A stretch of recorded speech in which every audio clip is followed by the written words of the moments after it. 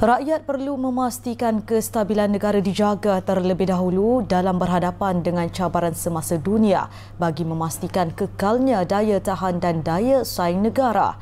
Perdana Menteri Datuk Seri Anwar Ibrahim berkata, keputusan Presiden Amerika Syarikat Donald Trump mengenakan tarif seharusnya menjadi peringatan untuk sentiasa menjaga negara.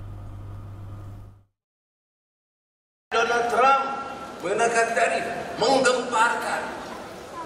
Kita 24%, ada negara 50%. Indonesia dan Thailand 30%. Jadi, apa yang kita harus lakukan? Ia harus mengingatkan kita.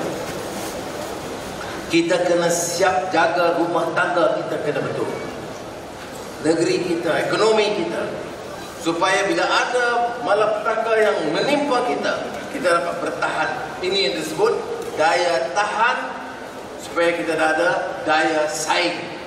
Beliau berucap pada Majlis Aidilfitri Madani 2025 Sarawak di Stadium Perpaduan Kuching, Sarawak. Turut hadir Premier Sarawak Tan Sri Abang Johari Tun Omping, Timbalan Perdana Menteri Datuk Seri Fadilah Yusof dan Ketua Setiausaha Negara Tan Sri Syamsul Azri Abu Bakar. Dalam mewujudkan kestabilan, Perdana Menteri menegaskan semua rakyat perlu bersyukur dengan nikmat diperoleh, termasuk pimpinan negara yang mendengar pandangan dan keluhan rakyat dalam memperbaiki kelemahan serta memperbetulkan tata kelola pentadbiran.